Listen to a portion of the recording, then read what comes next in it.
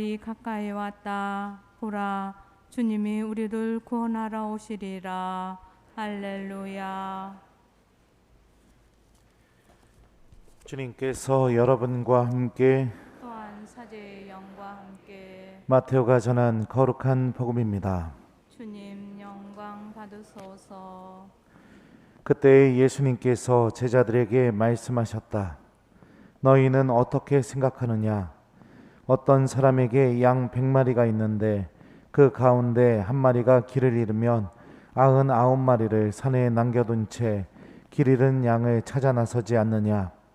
그가 양을 찾게 되면 내가 진실로 너희에게 말하는데 길을 잃지 않은 99마리보다 그 한 마리를 두고 더 기뻐한다. 이와 같이 이 작은 이들 가운데 하나라도 잃어버리는 것은 하늘에 계신 너희 아버지의 뜻이 아니다. 주님의 말씀입니다. 그리스도님 참여합니다.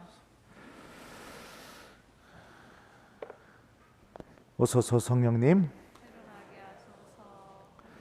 이와 같이 이 작은 이들 가운데 하나라도 잃어버리는 것은 하늘에 계신 너희 아버지의 뜻이 아니다. 안녕하세요.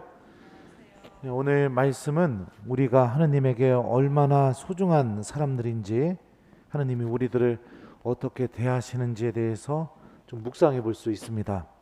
일독서의 이 배경은요, 이스라엘 사람들이 바빌론 유배 중에 있을 때 하느님께서 이사야 예언자를 통해서 이렇게 전하신 말씀입니다.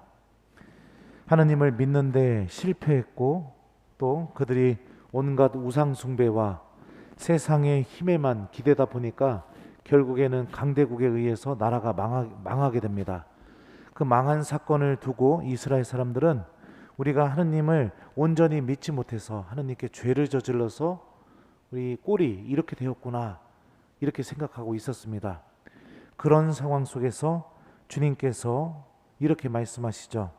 보라, 주 하느님께서 권능을 떨치며 오신다. 당신 팔로 왕권을 행사하신다. 보라, 그분의 상급이 그분과 함께 오고 그분의 보상이 그분 앞에 서서 온다. 그분께서는 목자처럼 당신의 가축들을 먹이시고 새끼 양들을 팔로 모아 품에 안으시며 젖먹이는 어미 양들을 조심스럽게 이끈다.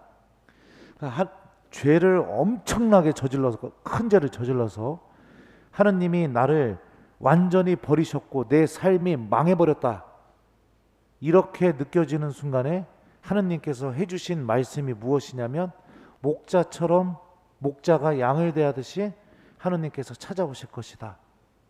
품에 안아주실 것이고 팔로 모아서 나를 돌봐주실 것이고, 그리고 또 젖먹는 그 새끼 양들은 젖먹이는 어미 양들을 조심스럽게 이끈다. 그러니까 그 젖먹이는 그 어미 양들을 조심스럽게 다루시는 것처럼, 인도하시는 것처럼 그렇게 하느님께서 찾아오신다는 거죠.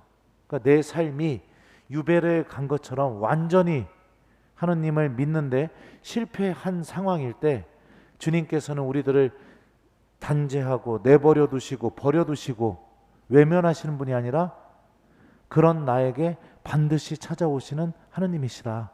그리고 나를 당신 품에 안아주시고 또 나를 인도하시는 주님이시다 라는 사실이 오늘 일독서에서 선포가 되고 있죠.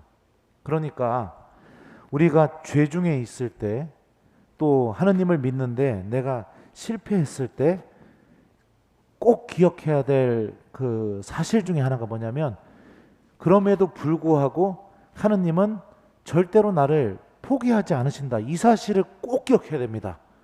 죄는요, 우리에게 어떤 힘을 발휘하냐면, 그 죄가 크면 클수록, 또 그 죄가 아주 부끄럽거나 아주 수치스러운 죄일수록 우리 안에서 어떤 힘을 발휘하냐면 하느님에 대한 믿음을 싹 사라져버리게 만드는 그런 힘을 갖고 있습니다. 그래서 내 스스로 하느님으로부터 떨어져 나가는 것을 선택하게 만듭니다. 하느님을 믿고 있는 이들이라면 이 일독서에 담겨져 있는 하느님의 마음, 죄인들을 위로하시고 당신께 떨어져 나간 이들을 잊지 않으시고 끝까지 찾아오시고 그들을 당신 품에 안으시고 그들을 당신이 직접 데리고 구원으로 인도하시는 이 하느님의 마음을 우리가 잘 기억하는 것이 굉장히 중요합니다. 이런 체험이 어디서 일어나야 될까요, 여러분들? 바로 고해소에서 일어나야 되는 겁니다. 고해소에서. 그럼 수십 번 고해성사를 받는데 왜 나는 이런 체험을 못합니까, 신부님? 왜 못하냐면 내가 고해소에서 진짜가 되지 않기 때문입니다. 진짜가 되지 않기 때문에 하느님의 은총도 진짜로 체험할 수가 없는 겁니다. 고해소에서 주님께서 나를 버리지 않고 계시고 나를 붙잡고 계시고 그럼에도 불구하고 나 또한 하느님 구원의 대상이라는 것을 체험하는 일들이 벌어지게 되면 혹시라도 인간적인 나약함 때문에 또다시 넘어져서 죄를 저질러도 내 안에 엄청난 죄책감이 하느님에 대한 믿음을 사라지게 만드는 그 힘을 드러내게 될 때 그런 체험하는 사람들은 어떤 희망이 솟아나느냐면 다시 그럼에도 불구하고 하느님이 나를 용서해 주실 것이다. 이 희망이 내 안에서 살아나게 되는 겁니다. 이런 하느님의 마음이요, 오늘 복음에 예수님을 통해서 온전히 드러나게 됩니다. 예수님께서 양 100마리가 있는데 한 마리 잃어버리면 어떡하겠냐고, 당연히 그 99마리 양 놔두고 찾으러 가지 않겠냐고 그렇게 말씀하시죠. 이와 같이 이 작은 이들 가운데 하나라도 잃어버리는 것은 하늘에 계신 너희 아버지의 뜻이 아니다. 그러니까 나를 잃어버리는 것은 하느님께서는 절대로 용납할 수 없다. 내가 하느님을 떠나고 하느님에 대한 믿음에서부터 벗어나는 것은 하느님께는 절대로 허락할 수 없는 일이다. 그 정도로 엄청나게 소중한 사람이다 내가. 그것을 예수님께서 오늘 복음을 통해서 우리에게 알려주시죠. 그러니까 우리가 오늘 말씀을 통해서 첫 번째로 기억해야 될 메시지는 뭐냐면 주님이 그럼에도 불구하고 나를 포기하지 않으신다. 이 사실을 우리가 오늘 말씀을 통해서 기억해야 됩니다. 그리고 두 번째는 무엇이냐면 내가 이런 하느님의 엄청난 뜻을 드러내는 하느님의 도구라는 사실도 함께 기억해야겠죠. 내가 이런 하느님의 신비를 믿고 있는 사람이라면 당연히 나의 삶을 통해서도 이런 하느님의 신비가 그대로 이웃들에게 드러날 수 있어야겠죠. 그러니까 내가 이웃들에게 좌절하는 말, 상처 주는 말, 이웃들을 깎아내리는 말, 이웃들이 완전히 하느님으로부터 떨어져 나가게 만드는 그런 말과 행동을 하는 사람이 아니라 괜찮다고, 그럼에도 불구하고 하느님이 너를 용서하신다는 것을 나의 말과 행동을 통해서도 분명히 드러나야겠죠. 왜냐하면 내가 이 신비를 믿고 있다면 내 이웃도 이 신비의 주인공이기 때문에 그런 겁니다. 그죠? 그러니까 제가 한 가지 제안을 하는데요. 대림 시기 동안 성탄 전까지 내가 이웃들을 대할 때 이 하느님의 이 놀라운 신비에 내가 도구라는 사실을 기억하면서 험담을 좀 한번, 아니면 비난하는 말을 좀 한번, 아니면 남들을 무시하는 그런 내 행동이나 말들을 좀 단식해 봤으면 좋겠습니다. 그런 것들을 좀 끊고 칭찬해주고 위로해주고 용기를 불어넣어주고, 그리고 그러므로 인해서 그들이 나를 통해서 하느님께로 다시 다가갈 수 있는 그런 주님의 도구가 될 수 있도록 같이 한번 노력해보면 어떨까, 그런 생각이 듭니다. 예전에 본당에 있을 그 전 본당에 있을 때요, 냉담자 한 분이 있었는데 가족 전체가 다 냉담을 했었어요. 근데 그 냉담자 어머니가 돌아가시게 된 겁니다. 근데 그 어머니는 다른 본당에서 아주 열심하신 신자였었어요. 그리고 그 어머니가 돌아가시니까 그 본당에서 그 장례를 다, 장례 미사까지 다 해주기로 되어 있었었죠.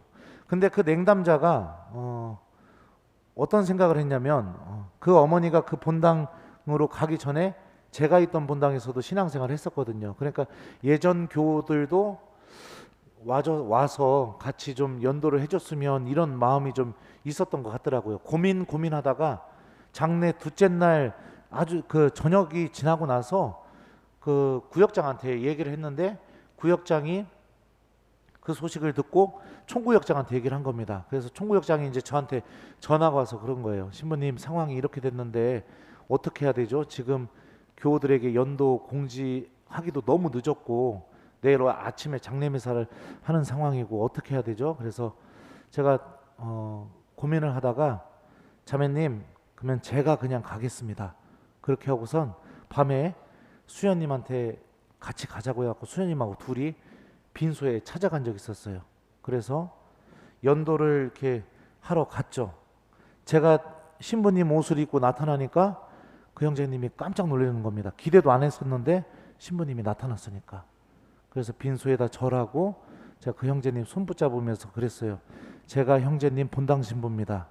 형제님 어머니 위해서 기도하고 가겠습니다. 그리고선 구석에 앉아서 수녀님하고 둘이서 이렇게 연도를 하고 그리고 났더니 그 형제님이 정말 감사하다고 신부님 감사합니다 그러시더라고요. 그래서 제가 형제님 너무 늦게 알려주셔서 우리 교우들이 올 수 없었어요. 근데 본당 신부 오면은 본당 전신자 온 거랑 똑같습니다. 그러니까 용기 내시고 제가 내일도 형제님 어머니 위해서 기도하겠습니다. 그리고서 이렇게 본당에 다시 돌아왔었거든요. 그리고 나서 한 일주일이 지나니까 온 가족이 다 냉담 풀고 성당에 나온 겁니다. 면담 때 그 얘기를 하시더라고요. 상상도 못했었다고 신부님이 오실 줄은. 그래서 제가 아니라고 형제님 오늘 이렇게 하느님께로 다 돌아오셨으니까 하느님이 가장 기뻐하셨을 거라고 어머니도 천국에서 정말로 기뻐하셨을 거라고 용기 내서 신앙생활 하셨으면 좋겠다고 그래갖고 그 가족이 한 번에 이렇게 냉담을 풀었던 적이 있어요. 제가 여러분들에게 좋은 본보기는 되어주지는 못하지만 우리들의 생각 한번 하느님께서 어떻게 했으면 내가 어떻게 했으면 좋을까 이 생각 한 번을 내가 진지하게 고민하고 그 생각을 잘 붙들고 있으면 어떻게 되느냐 나의 행동이 바뀌게 되고요 나의 말이 바뀌게 됩니다. 그러면서 나의 말과 행동을 통해서 어떤 신비가 드러나게 되냐면 하느님이 그럼에도 불구하고 당신을 기억하고 있습니다. 그럼에도 불구하고 당신을 포기하지 않습니다.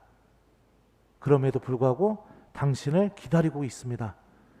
이런 신비가 이렇게 부족한 나를 통해서도 다 드러나게 됩니다. 우리가 오늘 복음이 우리에게 선포되는 아주 중요한 메시지, 주님이 절대로 나를 버리지 않는다. 나를 기억하고 계시다. 내가 죄 속에 있어도 나를 용서하시고 나를 당신 품에 안아서 구원으로 이끌기를 바라고 계시는 게 하느님의 마음이다. 이게 이사야 예언자를 통해서도 증명이 됐고 예수님의 모습을 통해서도 한 번 더 또 증명이 됐죠. 이 신비를 믿고 있는 사람이라면 나도 이 신비를 이웃들에게 드러낼 수 있는 사람이 되어야겠죠. 그러니까 특별히 이번 대림시기 동안 내 말과 행동이 이웃들에게 하느님의 신비가 드러날 수 있도록 함께 한번 노력해 봤으면 좋겠어요. 비난하는 말, 험담하는 말, 망신 주는 말, 무시하는 행동, 이런 것들을 좀 우리가 대림시기 동안 좀 끊고 위로와 용기가 되어주는 말, 그리고 애정과 관심이 있는 행동, 이런 것들을 선택하면서 이웃들에게 다가간다면 하느님께서는 그런 우리들의 모습을 통해서 그 사람의 마음도 두드리고 있을 겁니다. 나 너 잊지 않고 있어. 언제 올 거야? 나 너 절대 안 잊어. 이런 신비를 우리들을 통해서도 드러낼 수 있겠죠. 그래요. 숙제 드릴게요. 오늘 주무시기 전에 여러분들 가정 안에서부터 좀 실천해 봤으면 좋겠습니다. 배우자끼리. 저희 부모님 보니까 젊었었을 때는 뭐 서로 뭐 난리도 아니더구만요. 말씀하시는 게. 그런 비난, 험담, 좌절시키고 상처 주는 말, 그런 행동, 이런 것들을 좀 오늘 저녁 때는 좀 내가 내려놓고 내 배우자에게 또 내 자녀들에게 오늘 용기가 되는 말 해주기, 자기 전에요. 위로가 되는 말을 해주기, 아니면 그런 거 자신 없으면 한 번 안아주기, 이게 더 힘든가? 아니면 배우자한테 뽀뽀해주기, 이것도 더 힘든가? 하여튼 뭐가 됐든지 간에 좀 내가 이런 하느님의 마음을 가족들에게 좀 잘 전해줄 수 있는 그런 오늘 저녁을 좀 한번 보내봤으면 좋겠습니다. 왜냐하면 내가 이 신비를 믿고 있는 사람이니까. 그러면 이 신비는 나에게도 반드시 일어나지만 내 이웃에게도 반드시 일어나야 할 신비니까요. 그죠? 그러니까 가족들에게 용기와 위로가 되는 말과 행동을 한번 하기, 이게 오늘 숙제입니다. 짝꿍이 없으신 분들은 이따 미사 끝나고 저에게 하고 가시기 바랍니다. 아셨죠? 그래서 우리 예수님이 절대로 나를 잃어버리지 않는다. 그것을 잃어버리는 것은 하느님의 뜻이 아니다. 이 말씀의 주인공이 나도 되고 내 가족들도 되고 내가 만나는 모든 사람들이 될 수 있도록 우리 함께 위로와 용기와 희망을 주는 말과 행동을 하면서 오늘 하루를 마무리하는 저녁이 되었으면 좋겠습니다. 이와 같이 이 작은 이들 가운데 하나라도 잃어버리는 것은 하늘에 계신 너희 아버지의 뜻이 아니다. 아멘.